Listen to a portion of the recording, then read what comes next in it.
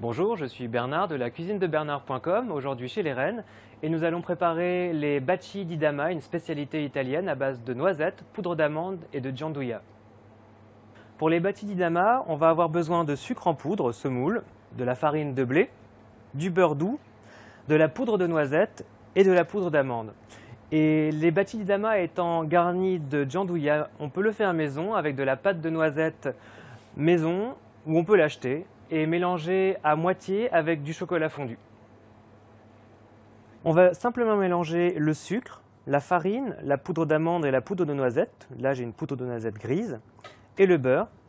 Et on va pouvoir mélanger l'ensemble à la main jusqu'à obtenir une pâte homogène.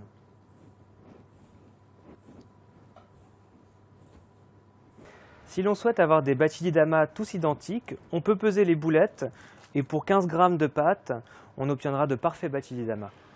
Une fois que toutes les boulettes sont prêtes, on va passer ça au four à peu près 25 minutes à 160 degrés.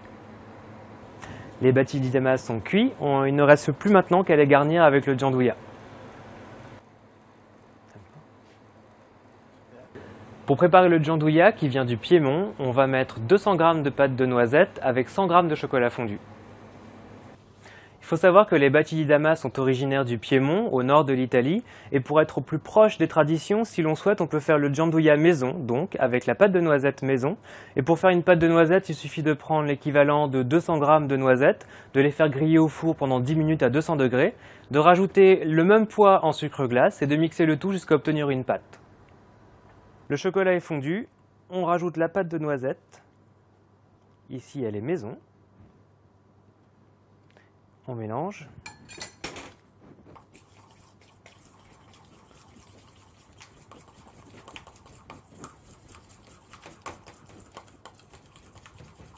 Et c'est prêt. Pour les bacci di dama, on va les fourrer avec le gianduja et on va les coller 2 à 2 exactement comme pour des macarons. On en met un petit peu